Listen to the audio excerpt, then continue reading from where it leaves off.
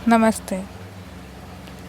आज की बुस्धा स्टोरी में जानेंगे, यदि कोई आपका अपमान करे तो क्या करें।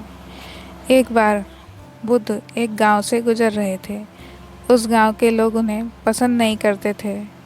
उन लोगों ने बुद्ध को घेर लिया और उन्हें बुरा भला कहने लगे। गांव वालों का सरदार सबसे ज़्यादा नाराज़ था। वह बुद्ध को गालियाँ ही देने लगा, पर बुद्ध इस सब से बेपरवाह मंद मंद मुस्कुराते रहे।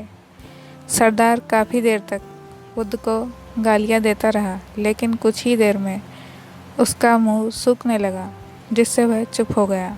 यह देखकर बुद्ध बोले, अगर तुम्हारी बातें समाप्त हो गई हों तो मैं आगे बढ़ूं। मुझे आगे वाले गांव में जाना है। वहाँ के लोग मेरी प्रतीक्षा कर रहे होंगे। यह देखकर गांव का एक व्यक्ति बोला, हम लोग तुम्हारा अपमान कर रहे हैं, तुम्हें गालियाँ दे रहे हैं, लेकिन तुम इसका जवाब देने की बजाय मुस्कुरा रहे हो। तुम इसकी प्रतिक्रिया क्यों नहीं देते? बुद्ध बोले, बस तुमने आने में तनिक देर कर दी। यदि तुम 10 वर्ष पहले आए होते तो मज़ा आ जाता, क्योंकि 10 वर्ष पहले मैं भी तुम्हारी तरह था। अगर उस समय तुम मुझे बुरा भला कहते, गालियाँ देते, तो मैं क्रोधित हो जाता। मैं तुम्हें इससे भी अधिक गालियाँ देता। हो सकता है हाथापाई भी करता और हाथापाई पे उतर आता। पर अब मैं आगे बढ़ गया हूँ। अपना क्रोध, घृणा सब पीछे छोड़ आया हूँ। अब मैं उस जगह पर पहुँच गया हूँ जहाँ हमारी तुम्हारी गालियाँ पहुँचने में असमर्थ हैं।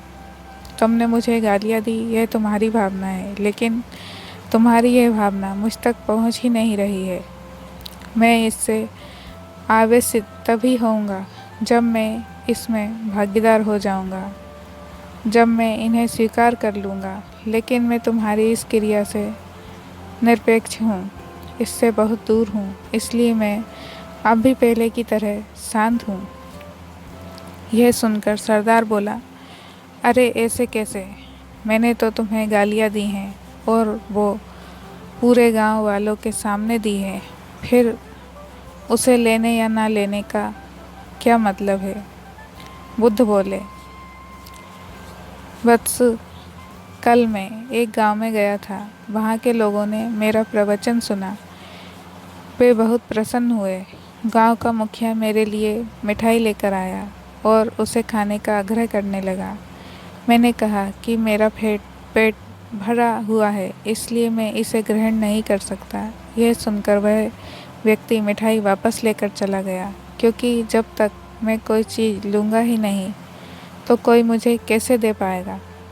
इसमें तो मेरी सहमति आवश्यक है ना? हाँ, ये तो है। एक व्यक्ति ने बुद्ध का समर्थन किया। बुद्ध ने पुनः पूछा, जब मैंने मिठाई लेने से मना कर दिया तो उन लोगों ने उसका क्या किया होगा? उन्होंने मिठाई अपने घर वालों में बांट दी होगी, एक व्यक्ति ने जवाब दिया। बुद्ध ने कहा, ठीक कहा तुमने।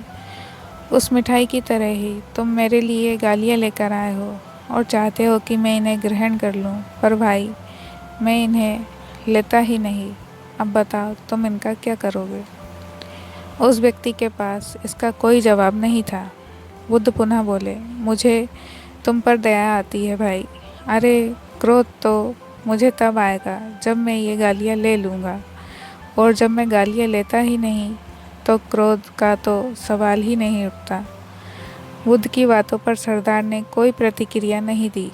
शायद वह कुछ सोच रहा था। बुद्ध बोले, मैं अपनी आंखों से देख रहा हूँ कि गाली एक कांटा है, जिसे देने वाला व्यक्ति और लेने वाला व्यक्ति दोनों क्रोध से पागल हो जाते हैं। तो फिर तुम ही बताओ कि मैं आंखें रहते हुए भी कैसे कांटों पर चलूं, आंखें रहते हुए मैं कैसे गालियां ले लूं, और होश में रहते हुए मैं कैसे क्रोधित हो जाऊं। इसलिए मुझे क्षमा करो वत्स, मैं तुम्हारा उपहार ग्रहण करने में असमर्थ हूँ। कहते हुए बुद्ध ने अपने हाथ जोड़ दिए। बुद्ध की बातें सुनकर सरदार लज्जित हो गया। उसकी आंखें झलझला आई। उसने कुछ कहना चाहा, पर उसके होठों ने जवाब दे दिया, और जब उससे रहा नहीं गया तो वह बुद्ध के चरणों में गिर पड़ा।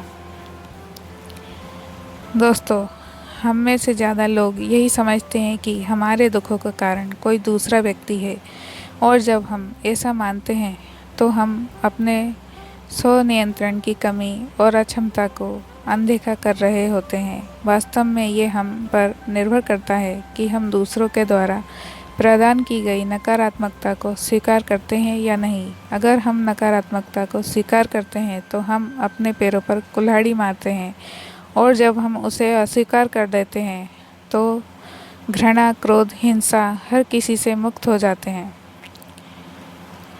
ऐसी